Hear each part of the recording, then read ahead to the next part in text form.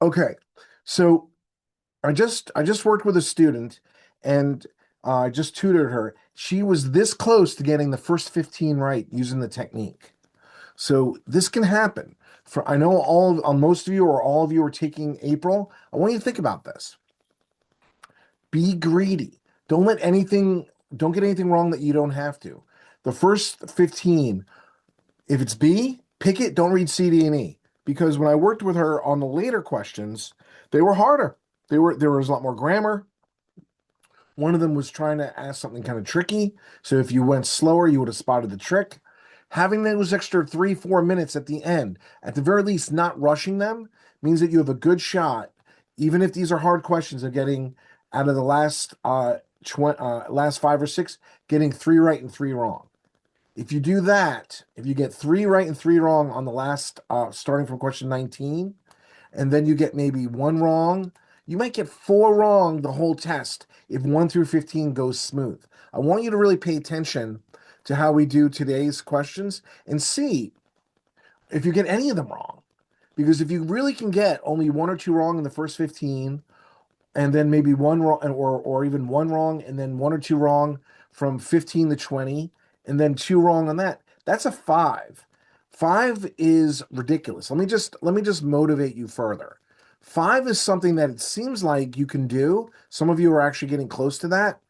And so 5 is an 80. And let me just make this big for you. An 80 is a 163. Now, for some of you, you need to get a little bit higher for your goals, and I respect that. But still, an 80 is an excellent law school, or for most of you, if you want to go the other direction, a big scholarship. So that's very doable. That means though that the first 15, which are not easy, but they're are you able to outline the technique? I would love to write them down. Yeah, I'll go through the whole technique. You got it. So in the first 15, if you can get 2 wrong and then 2 wrong, some of these questions are 26. The reading comp that's going to count is 27 or 28. So I stand by what I'm saying. If you get 13 wrong on logical reasoning on the first, I'm sorry, if you get 13 right on the first 15, and then you just kind of play even Steven on the rest because you're only getting it wrong because they're harder, but you're not getting it wrong because you're making mistakes. You're not getting it wrong because you're rushing. You're just, it's a hard question. You get it wrong. That's a 163, and that's at the very least for some schools, uh, 30,000, 50,000. I agree the numbers are going up, but still, 163 is a pretty darn good score. It was only a couple years ago that a 163 could get you into Fordham, which is where I live in New York, which is the third best school in New York. Maybe unless you want to count Cornell, which is upstate New York, and I don't really count upstate New York. But the point is that a 163 just a couple years ago could get you a corporate big law job where you could leave making tons of money if that's what you want. So I just hope that motivates you. Do the technique with me today. Don't get anything wrong unless you really, really have to. I mean, really focus on each word.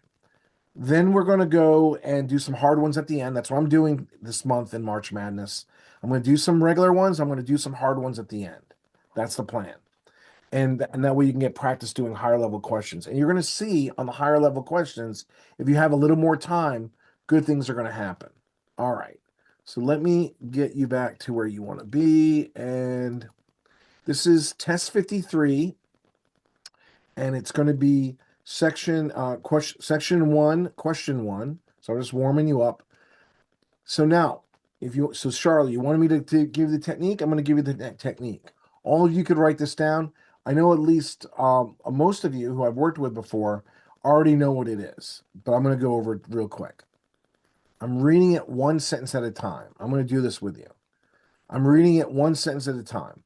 After each sentence, I'm going to have my own, well, you'll see. I'm just going to be basically summarizing it in a way that makes sense to me. All right. And, oh, okay. No problem, Monique. So you can write this down as well. So you're gonna write this down. Every sentence, you're going to be summarizing it. You'll see what it is. Then the next sentence, you're going to summarize that. I'm going to do that all the way to the end. In this case, all the way to furthermore, managers often give the highest rankings. I'll read that and I'll probably summarize it. Then I'll read it a second time and add the next 5 words, a reason for why the author is saying what he's saying.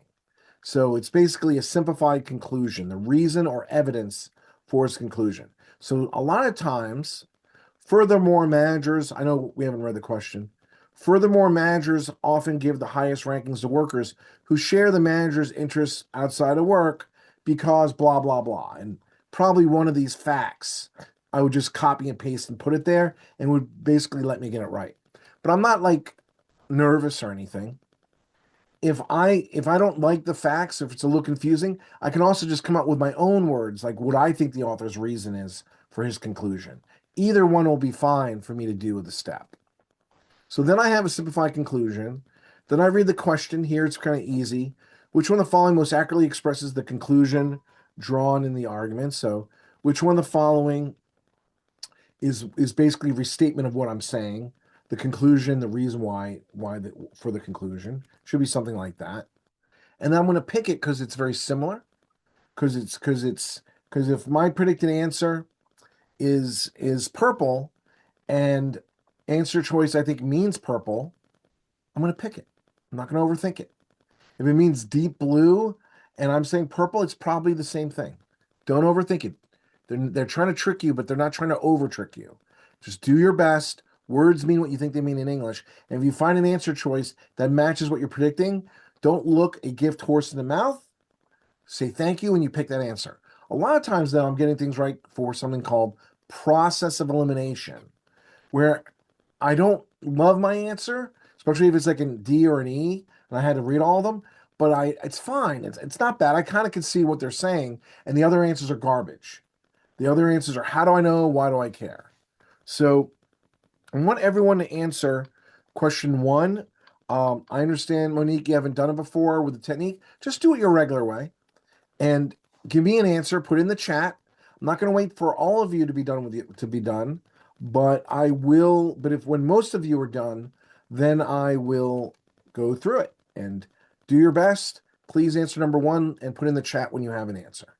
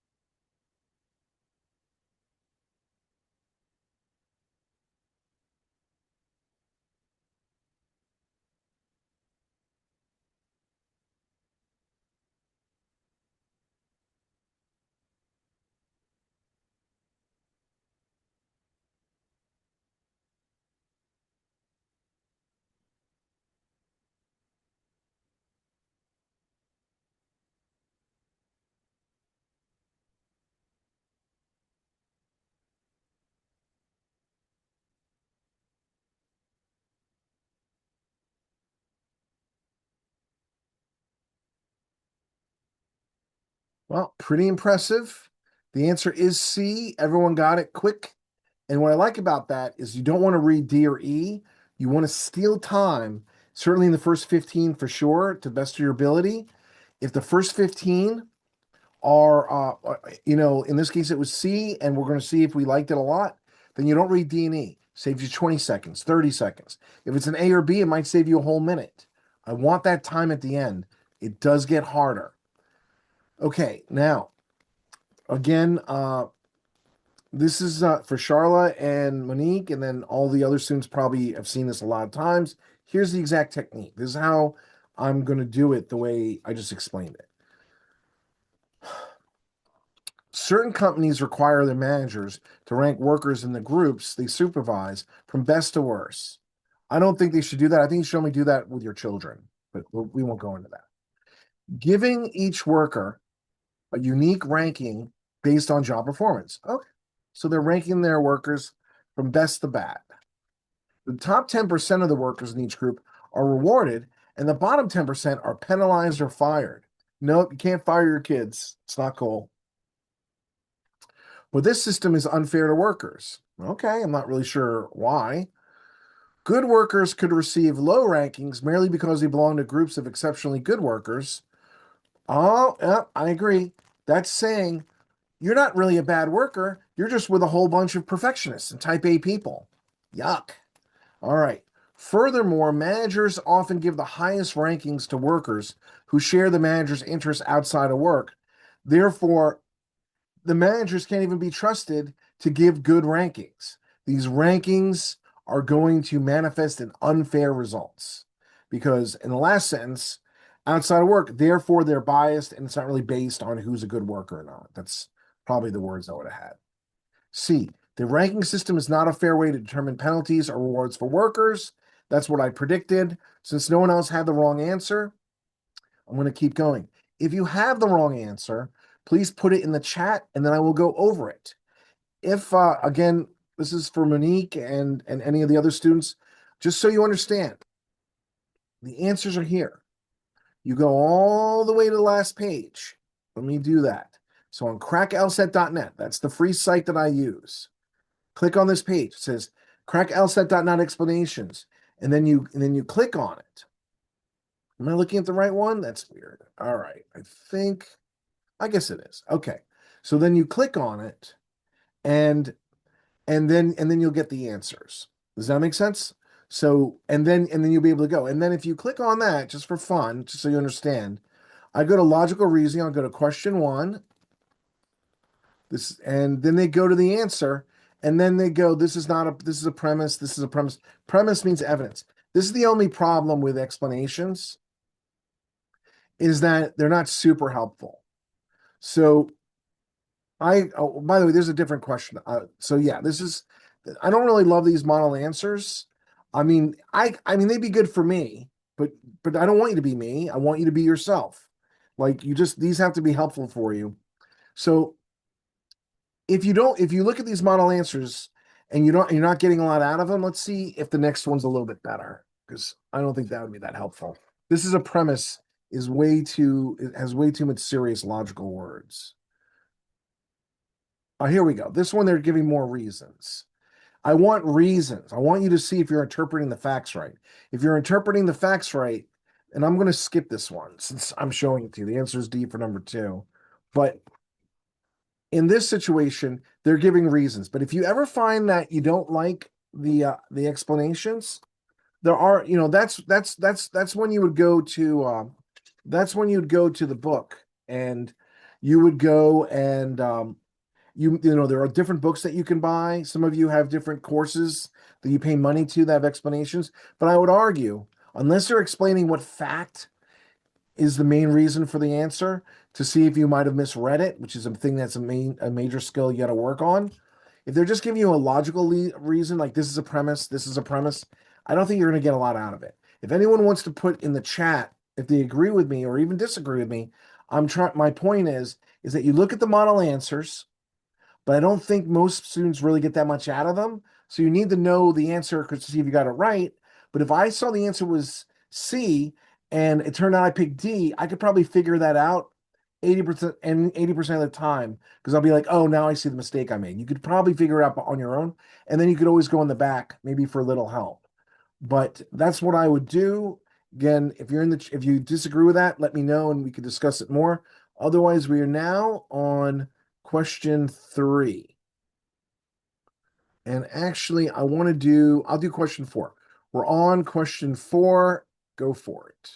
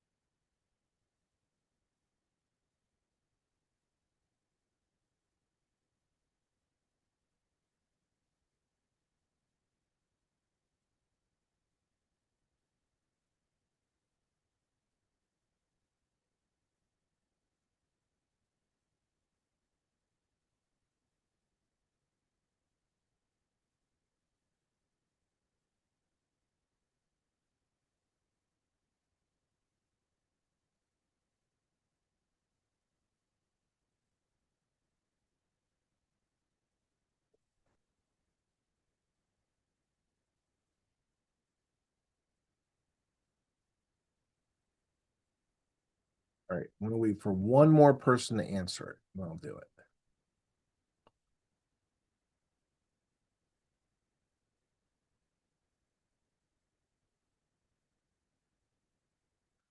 All right. The answer is C is in Charlie, and the C's have it. All right, so there's one that was wrong, not a big deal. You're gonna work your way up to it. But again, we're gonna work on the harder questions soon enough. Number 4, editorialist. In a large corporation, one of the functions of the corporation's president is to promote the key interests of the shareholders. So I have to summarize that.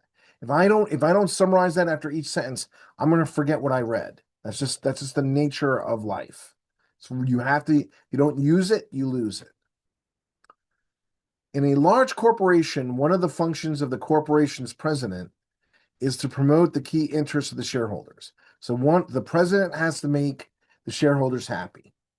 Therefore, the president has a duty to keep the corporation's profits high because that's one of the key that's one of the key interests of the shareholders. Makes sense. People are buying it to make money. Which one of the following is true would most strengthen the editorialist argument? That obviously they have other interests. Maybe they believe in the environment or things like that. But what would strengthen the conclusion, which is that the president has a duty to keep the corporation's profits high because that's clearly an interest in the shareholders. They want to make money. All right. A, shareholders sometimes will be satisfied even if dividends paid to them for the company are not high. That would be weakening the argument. I'm trying to strengthen the argument, which is money is super important. B, the president and the board of directors of a corporation are jointly responsible for advancing the key interests of the shareholders. That's off topic. That's purple when I'm looking for pink. That's LA when I'm looking for New York. It's not the same thing. Even if that's true, that they both are jointly responsible, that's not helping to prove the point that one of the main duties is to keep the corporation's profits high, because that's one of the interests of the shareholders. So B is saying that they both have responsibility to the shareholders, but it's not being specific. It's too general. I'm looking for a specific reason that says making money will make the shareholders happy. C, keeping a corporation's profits high is likely to advance the important interests of the corporation shareholders. Again, this is called my predicted answer. If you find an answer that translates to what you're looking for, it's purple when you're looking for purple. It's purple when I'm looking for deep blue. Very similar. You pick it with happiness, you move on. And it's my goal not to read D or E. Let's see. Can someone please put in the chat a TV show that you've watched a lot of episodes of? This will help me with my teaching. So the first person who does it, I'm going to show you the right way to do process elimination using that example. A show that you've seen a lot of episodes of. See if anyone puts it in. Someone will. Let's see. Someone did it. Golden Girls. All right.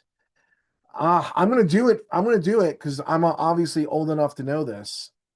But we're going to have to I want a person who's a little bit younger, I guess. Give me a different show. I want everyone to know. Not everyone knows the Golden Girls. I know it's a classic. I definitely know it. So Blanche is this Golden Girl who's 70 years old and she's always hooking up with guys. Gotta admit, it's not awesome. It's a little gross. That's okay. So if I'm predicting Blanche, then I see the predicted answer means the grandmother. It's two different things. I know who Blanche is. Her name is Blanche Dubois. She is a drama queen. She's not the grandmother character. She's not Ma. And therefore, if you're predicting Blanche and you see an answer choice that means some other character, don't pick it. But I want to give a more modern example on this. All right. Nope, no, I need one more show. Someone put in another show that you've watched Breaking Bad. Now that is awesome. Whoever said that, Daniela, my hat's off to you. I've seen every episode. Uh, you know, remember the episode? Well, no one else wants to hear this. We can talk about this later. I could talk about Breaking Bad all day. So this is easy. Is Jesse Pinkman the same character as Gus Fring, or are they two different people? I know who Jesse is. He's like the hero's best friend. He's Walter White's best friend. They do the drug empire together. They have a lot of adventures, and Gus Fring is the villain. So if my predicted answer is Jesse Pinkman, kind of the hero, the best friend of the hero, and my answer choice is talking about the villain, the one who's doing all the bad things, then that's off topic. That's purple when I'm looking for pink. Don't pick it. I constantly want you to do this because most of the time you're going to be able to predict an answer. And if you predict an answer and the answer choice is clearly not saying that, then it's how do I know? Why do I care? Or it's the opposite of the right answer, which again makes it wrong. And you want to do that quickly because again, when I'm doing this, I want to do this either on time or I want to save 30, 40 seconds. Okay. The next one's kind of hard. Let's see if you can get it right. Please do number 5. And again, I'll give you an answer when 3 or 4 of you have answered it.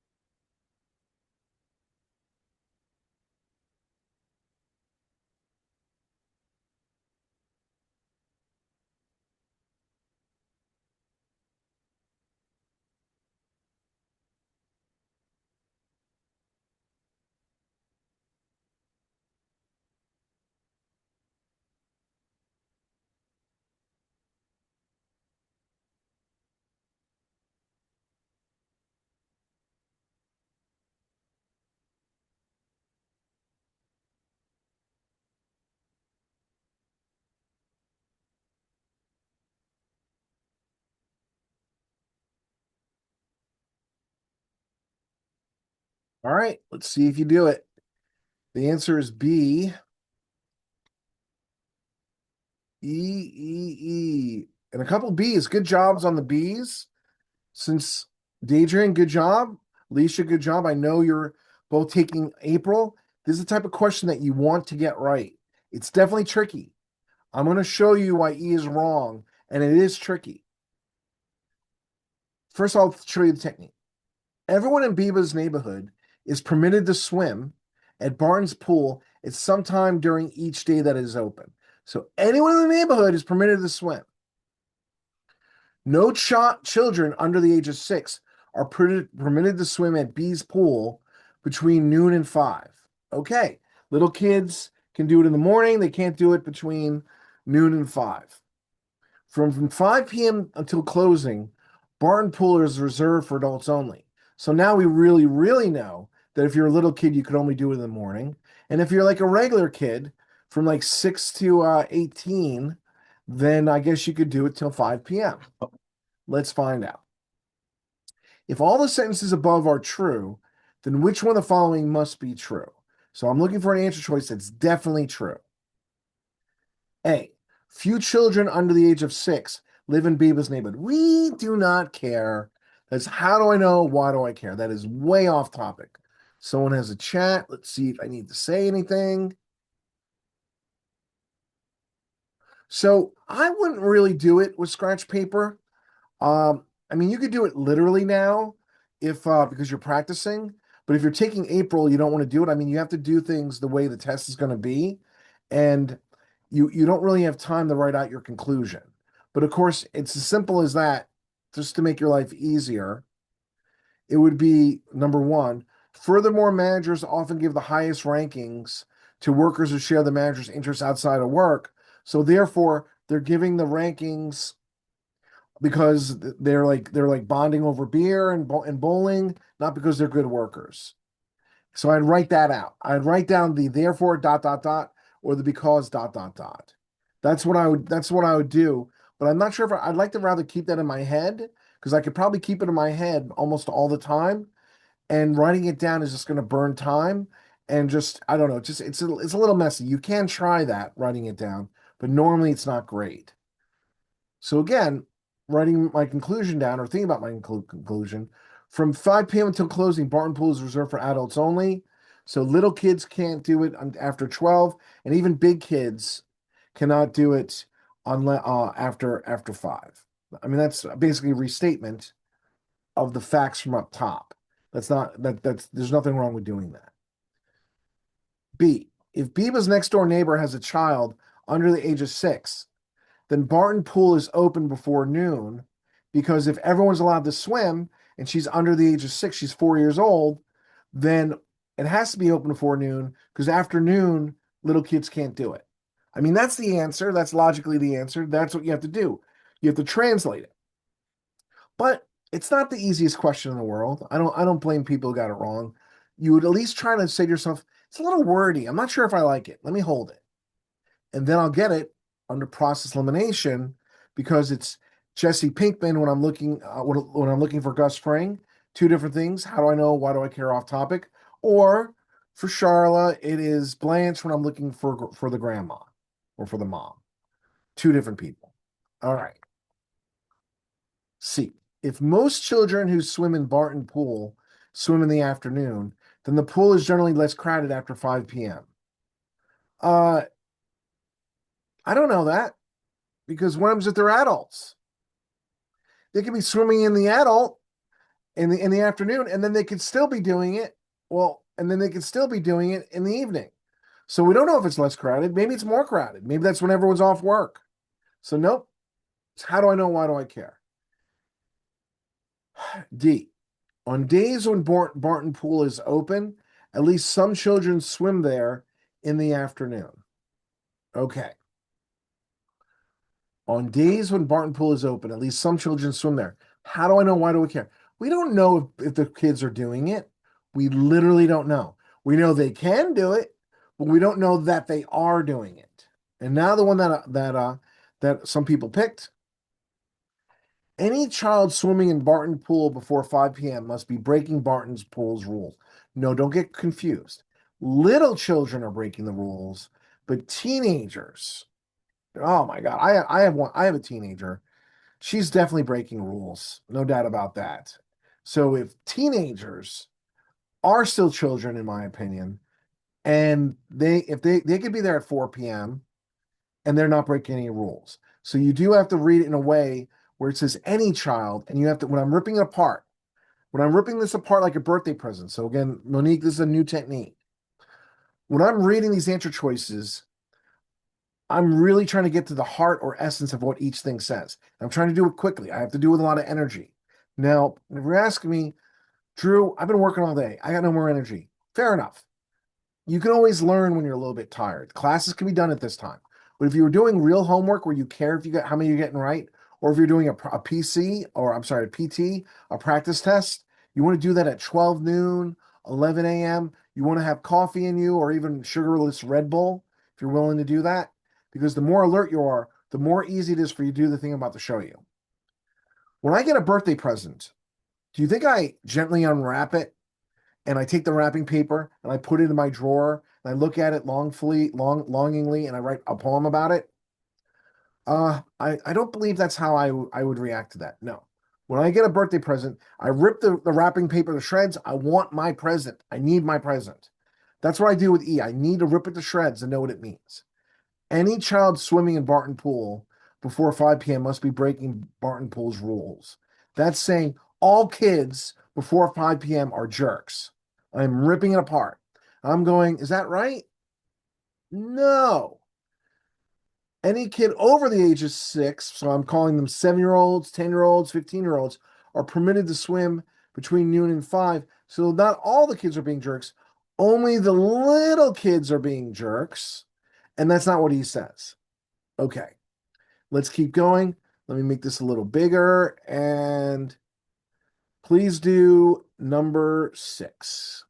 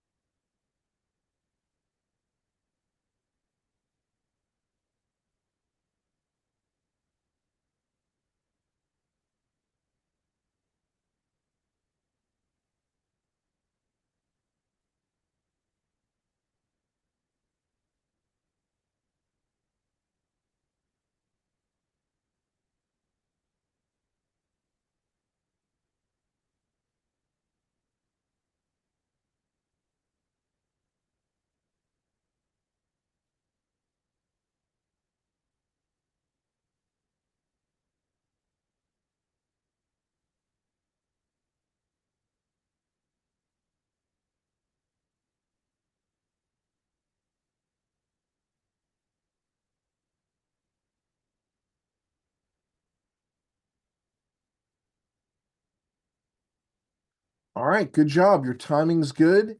The answer is E as in Edward. E. All right, there's one D. That's fair. Listen, I'm excited that you put in your answers. It's about learning. Doesn't matter if you get it wrong. It matters if you understand what I'm teaching you. And then when you do 5 in a row, a whole section, for those of you taking April, every weekend from now on, you should be doing, hopefully you go to my class on Saturday, but then on Sunday, you need to be taking a test at 10 in the morning, 11 in the morning. As all of you know, cracklsat.net, which is where I work from, they have like 50, 60 exams with answers and explanations. Do it from there. Now, unfortunately, or very fortunately, honestly, Logic Games is no longer on this exam. So they're on all the exams. For those of you who don't know what Logic Games are, I'm going to show it to you. So when you're doing practice tests using this website, or really almost anywhere, I think would be the same thing. This is when it's one fact pattern and they ask you 7 questions based on the small fact pattern. It's kind of like legal math. There's a lot of math and logical deductions in it. It's a little hard. It's harder for most people than the other 2 sections that we're still working on. That's kind of like why they got rid of it. I think they wanted to make the test easier, which is why the scores have jumped. So you're not going to do this section, but that means there's only 3 sections and you need to have 4 sections. It's true that only 3 sections are counting, but you're also going to get an experimental, which will not count. And you don't know which one that is. So you have to do 4 sections in a row and you look at the back and and what you do is you would see what your score is. And it's pretty accurate. That's certainly the most accurate way to figure out where you are. All right. Let me do the next question. So I think we said that I think the answer was E here. So all right, let's do it together. Our computer program estimates municipal automotive use based on weekly data. Okay. Some staff questions the accuracy of the program's estimates. Okay. So some staff questions the accuracy of whether this is whether this is really accurate. But because the figures it provides are remarkably consistent from week to week, then we're looking at when we're looking at this, did I do something wrong? All right, just want to make sure. Well, all right, we'll keep doing this one, but then we're gonna switch. Oh, I know what I did wrong. Never mind. Okay. So let me just make sure that I'm doing this right. Ugh, gross. All right. I did do something wrong. All right. I'll just do this the right way. So our computer program estimates municipal automotive use based on weekly data. Some staff questions the accuracy of the program's estimates, but because the figures it provides are remarkably consistent from week to week, we can be confident of its accuracy because if it's consistent, it must be accurate. And that's dumb. Just because they're getting the same results doesn't mean it's good results. Where's the evidence that they're doing it the right way? So the reasoning in Beck's argument is flawed, is that it's confusing the fact that because it's consistent, it must be accurate. All right. So that's, of course, what E says. You pick D. Regards accuracy as the sole criterion for judging the program's value. So regards accuracy as the sole criterion for the judging of the program's value. No. All, only, must. These are 2 strong words. They're strong but wrong. The only way D could be right is in a very small amount of situations.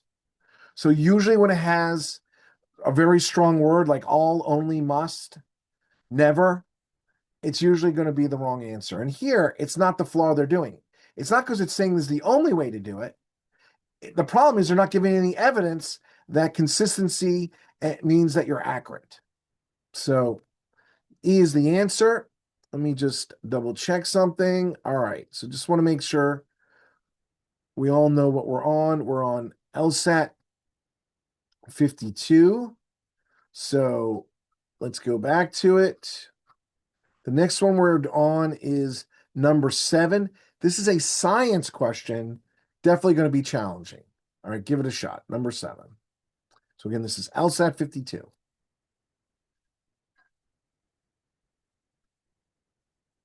What are flaws? Okay, Monique, put it in the chat.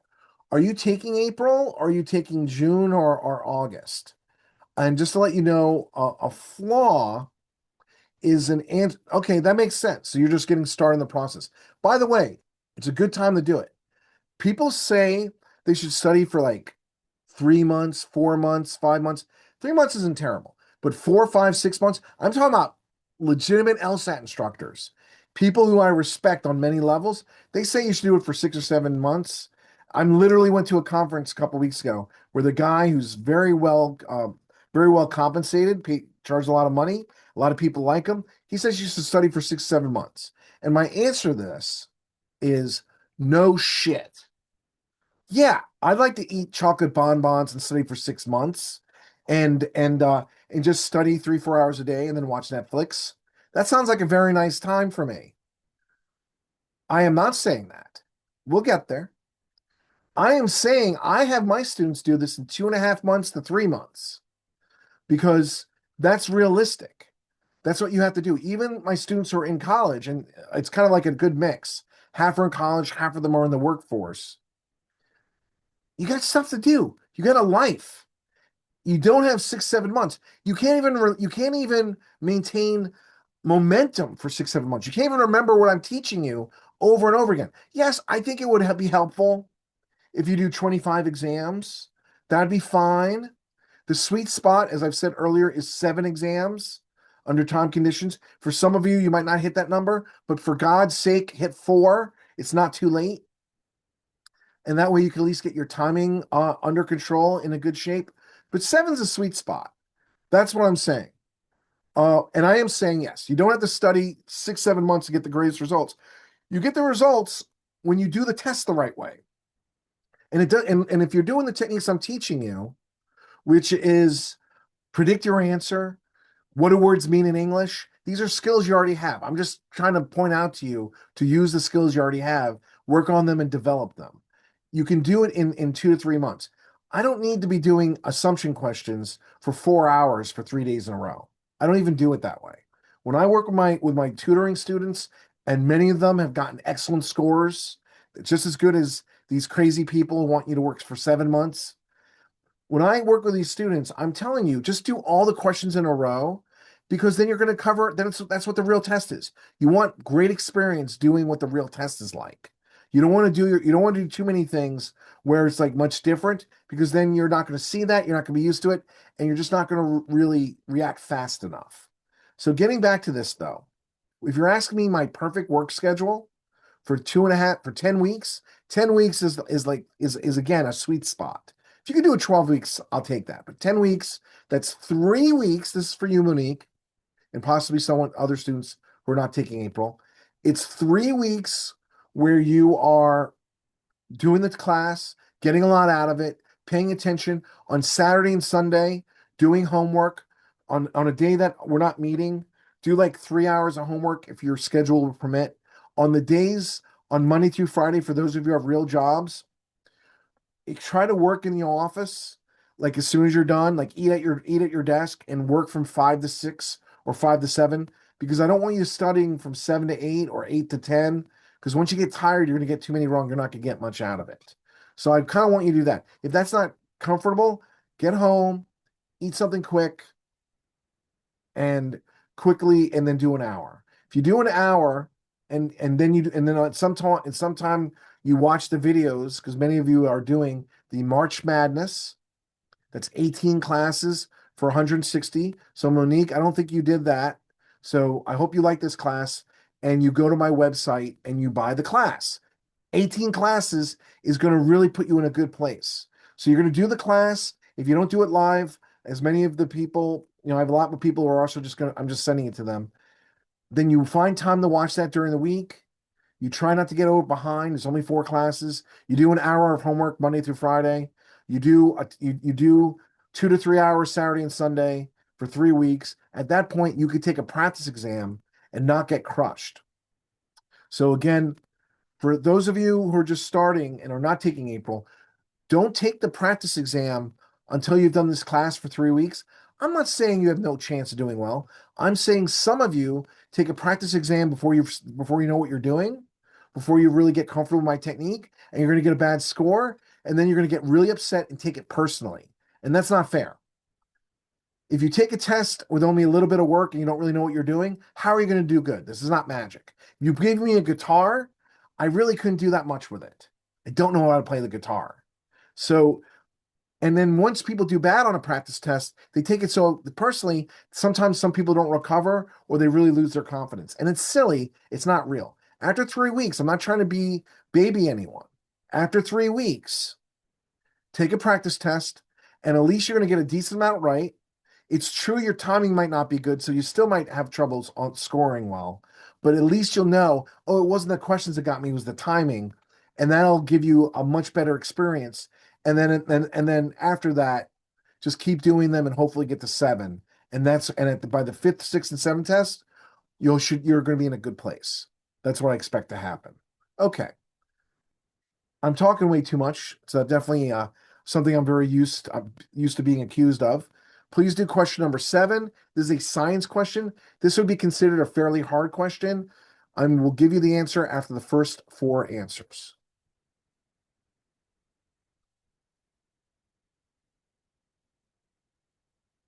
Good job, Ariel. Makes me excited to see that.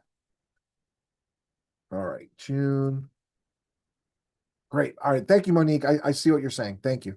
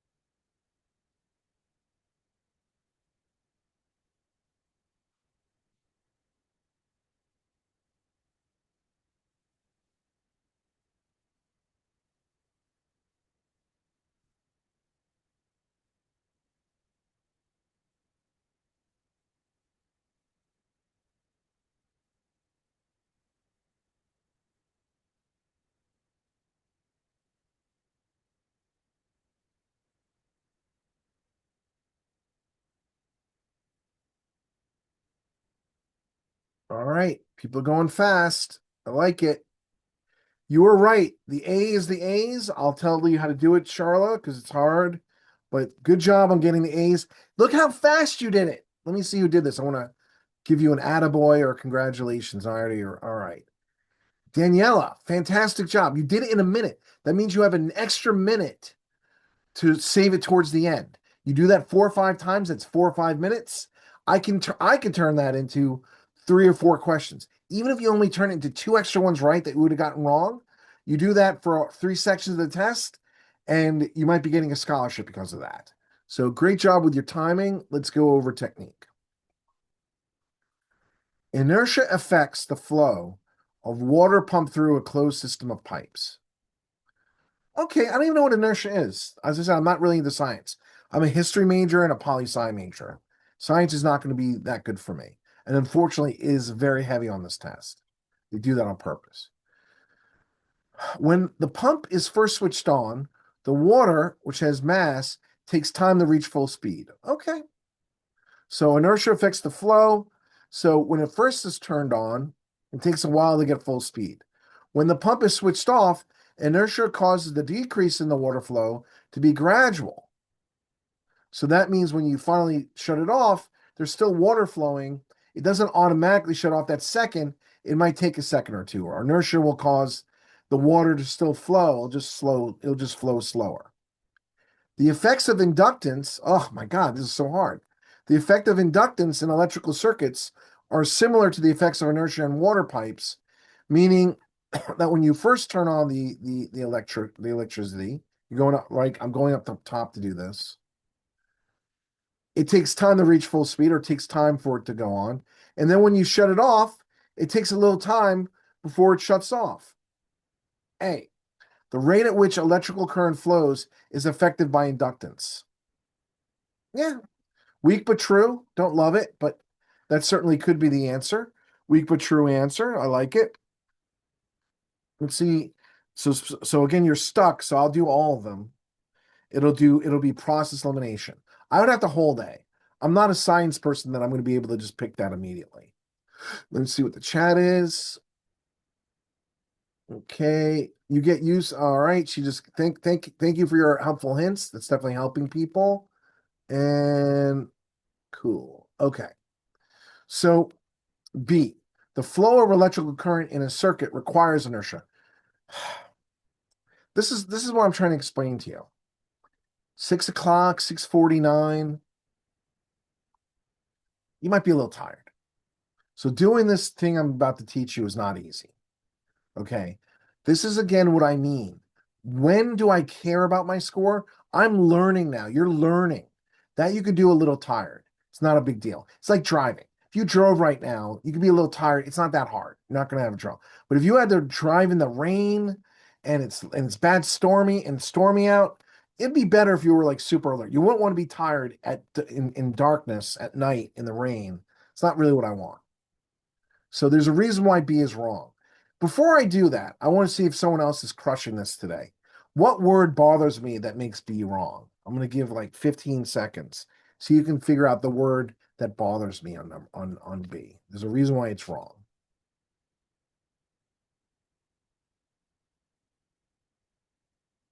Require. Good job, Charla. That's too strong. Strong but wrong. Only, all, must, never, all, as I just said. These are words that could be right, but they're often wrong. My predicted answer was the effects of inductance in electrical circuits are similar to the effects of inertia in water in that it takes time to go fast when you turn it on, and when you shut it off because of inductance, it still flows for a little bit. So that's why A is my answer, because it's a weak but true answer. It just says it affects it. It's very easy to affect it. But require is a very strong word. It means you cannot do it without inertia. I barely even know what inertia is. Require is too strong. It's not what I predicted, and I have no way to prove it. I have no way to prove it. I can't pick it. C.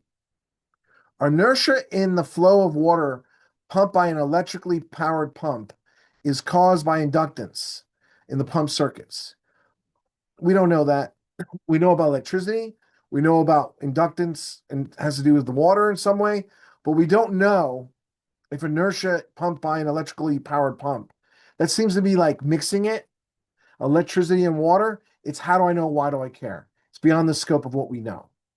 Don't pick it. D. Electrical engineers try to minimize the effects of inductance. We don't know. Maybe it's a great thing. Not an engineer, don't like science. That's how do I know? Why do I care? E. When a water pump is switched off, it continues to pump water for a second or two. I mean, I like it, and if you pick that, I don't think it's terrible. But as I just said here, when we're looking at this, I don't know if it's a second or two. It decreases the water flow to be gradual. Gradual could be more than a couple seconds. I don't know. Sometimes a hose is long. I don't know. So E is how do I know? Why do I care? It's not terrible if you pick that, but it's not what you want. Now, I just want to motivate you because I saw something I really, really liked. I'm going to show you what makes me happy here. Let's do it. Not that. All right. There we go. Ariel, so impressive. I did not know that. I've been here. Oh, feel like I'm close to my 170 goal. 170 in the old days, even like 2 years ago, would have gotten you into Columbia, NYU. Some of you could have gotten into Harvard. could get you into my favorite school, Georgetown, where I went, definitely would get you there. The numbers have gone up a little bit, so it's a little annoying. But I just want to explain to you what the purpose of this class is. I am not here to tell you what you can't do. I'm here to help you do great things. If you get a 170, that's getting a lot right. That's not making any mistakes, and that'll give you so many options. You could do big law. If you don't want to make a ton of money, but you want to help people, you could be like a clerk for a major judge. Like you can get into big schools where the sky's the limit. Or you get a score like that, you can go to a very good school, a school that gets people jobs all the time, and you get a full 3-year ride. You will leave law school with no debt, and that is a beautiful thing because debt takes you, being positive 6 or 7 years to pay off. Sometimes it takes longer. Not awesome. And if you don't have debt, you can do anything you want. And that is a beautiful thing. Going to law school with a little less pressure means you're going to enjoy it a lot more. And I love law school. You're going to learn how the world works. It's really, really interesting. So that's one way you could do it. But even if you don't get that score, you get a 160s, as I said, that's very doable. I'll just give you easy numbers to understand. 18 is a 158. That is 7 wrong, 8 wrong. In reading comp, it's 9 or 10 wrong. I don't want you to get that many wrong, but if you got that many wrong, you get a 158, you're still going to a school you've heard of, a school you like, a school you can be proud of. Let's see what people are saying. My goal, okay, sounds good. 160, it's doable. Again, a 158 is almost a 160, just to give you numbers. That's an 18 right, and that is 7 or 8 wrong in logical reasoning, and 9 or 10 wrong in reading comp. Very doable. The technique can get you that. But this is a hard test. I know, again, I've spoken to many of you. Many of you have good GPAs. Many of you have good quality work experience. These are things the admissions people care about. But the score is the score. This is why when I say to you, work hard and at least give you I'm not trying to be crazy and give you so much studying, but if you just do the program I've laid out for you, then you get to go to law school because the LSAT is much harder than law school. Law school, 5% of the people fail out. In the LSAT, unfortunately, it's harder for a lot of people. It's a much bigger barrier. So in order to go to law school, you need to get 15 right, and you get 10, 11 wrong in reading, in logical reasoning, and you need to get 15 right. You can get 12 or 13 wrong in reading comp. You're better than that. I've taught you good things. The technique works so much better than that. But there's a lot of pressure and tests are hard. So I just want to let you understand. If you could just use the technique line by line and then do 7 practice exams, a 151, which is a bar to many, many people, you get to go to law school. And even though it's not going to be the school you most want to go to, it is fully accredited. It's not a fake school. It's fully accredited, and 2 things can happen. Either you'll do well, you'll get a job, and you'll be a big, rich success, or you'll do well, and then you'll transfer to a better school, a school that you like more, and then when you graduate in 3 years, no one cares what school you went to in year 1. They'll only see on your diploma, on your resume, that you graduated from the better school. And I just want to let you know, and I can always explain this to you. You can always call me later on. I'll give you lots of instruction. This is what I do. I help people do well in law school. I help people get into law school. It's a lot easier to do well in law school to get like a B plus than it is for some people on the LSAT. Luckily, all you students seem to be doing really well. But again, I have other students who are not on this chat, and I'm just saying to you, don't give up. A 151 is not a miracle by any stretch, especially if you do the technique. And if you do it for the 10 weeks, if you do the 7 practice exams, you're going to see that you're going to be scoring higher than that. All right. Let me motivate you. What do I do? I'm going to go look at the chats in a second. I guess I'll do that now, and let's do it. All right. Okay, what is the class schedule? I'll go over that. So Monique, it's novinslawprep.org. That's my website, novinslawprep.org. My class schedule for March Madness should be there. But again, let's see. And again, if anyone ever has any questions Thank you, Ariel. If anyone has any questions, then you can always call me after and I can go over it in specifics if you have like things about your situation that you want to go over. Again, my number is 516-810-6822, 516-810-6822. So Monique, it's Monday at 6 p.m. Eastern. I live in New York. Tuesday at 6 p.m. Eastern. That's when we do reading comprehension. It's the only day that we do it. Thursday is logical reasoning again, 6 p.m. Eastern, and then Saturday is 12 p.m. And if you can't make the class, I usually send the videos to everyone about 7:15 or 12:15 is when you get the videos. All right. However, even though if all of you could just bear with me for a couple more minutes, I want to end on a hard question. Normally, I do a few more hard questions for the month of March. I'm planning for the April people to do harder ones, but as usual, I talk too much. So that happens. All right. Let's do something that'll be kind of hard. Okay. Let's do question 23. This would be considered a hard question.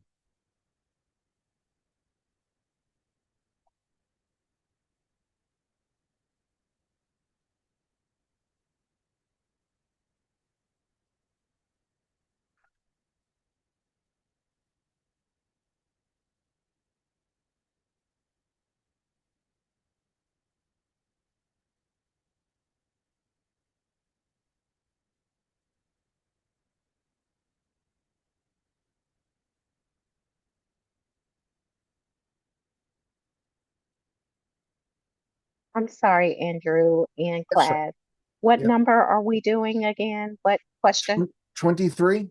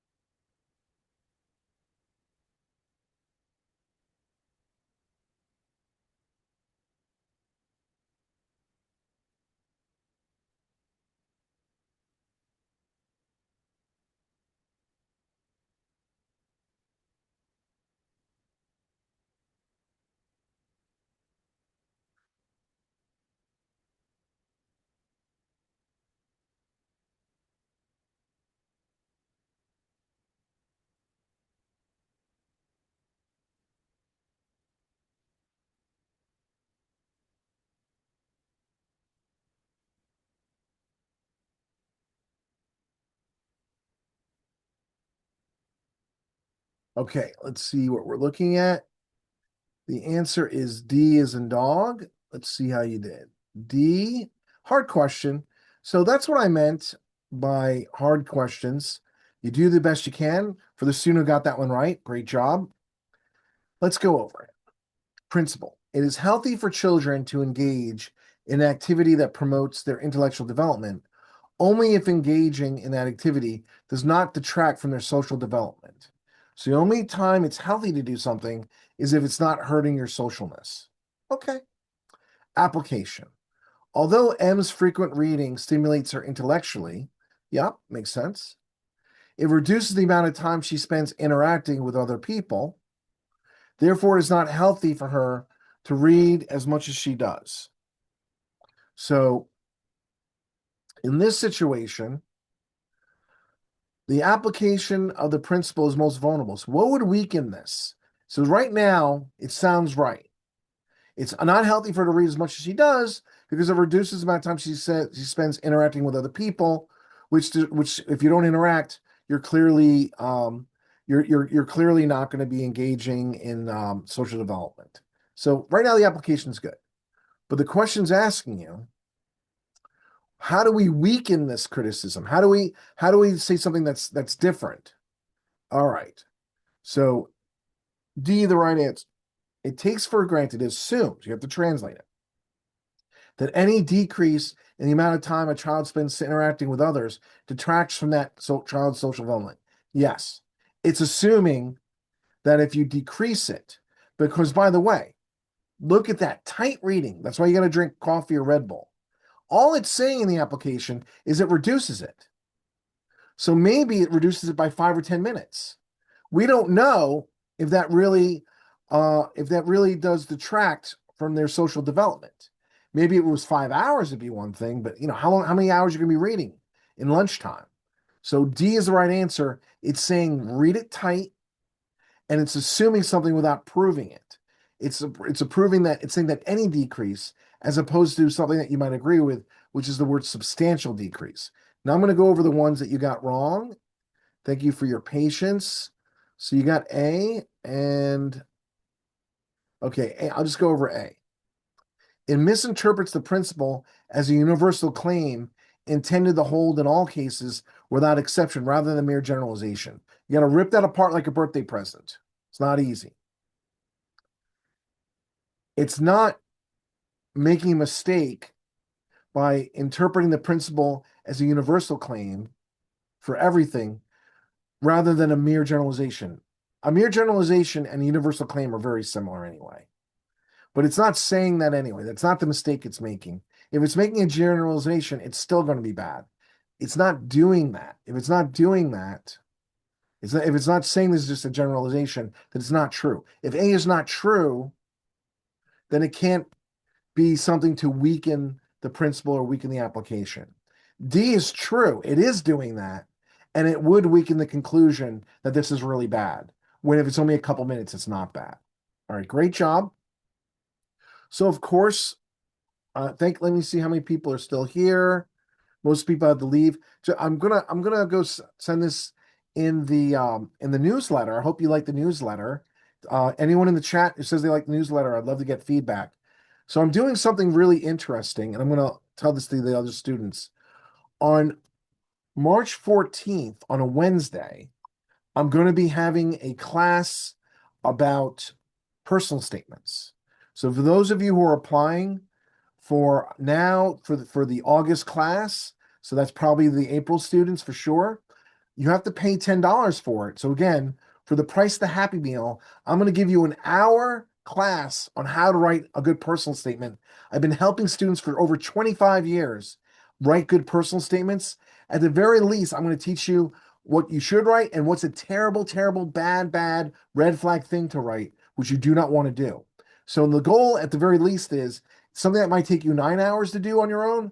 I'm going to try to knock that out and maybe shave off 4 or 5 hours, which is definitely worth the price of a Happy Meal. But of course, more importantly than that, you can also ask me questions. You can put in the chat. I might, if depending how many people I have live, I may let you just ask me questions, and I'll tell you what I would write. I'm going to give you a formula that you're going to be able to use to write your personal statement, and just adhere to it as much as you can. But it's a formula that works, and I've seen it work many, many times. Also, for those of you who haven't looked at my website, I'm a former assistant director of admissions at New York Law.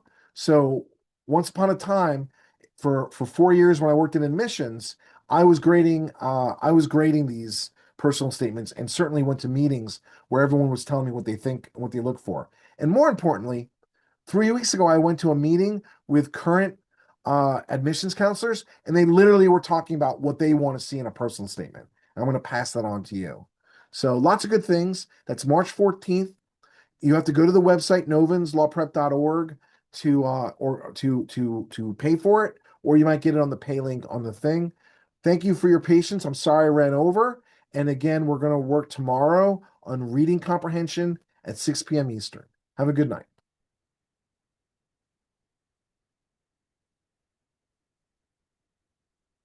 Thank you so much. You're welcome. Have a good day.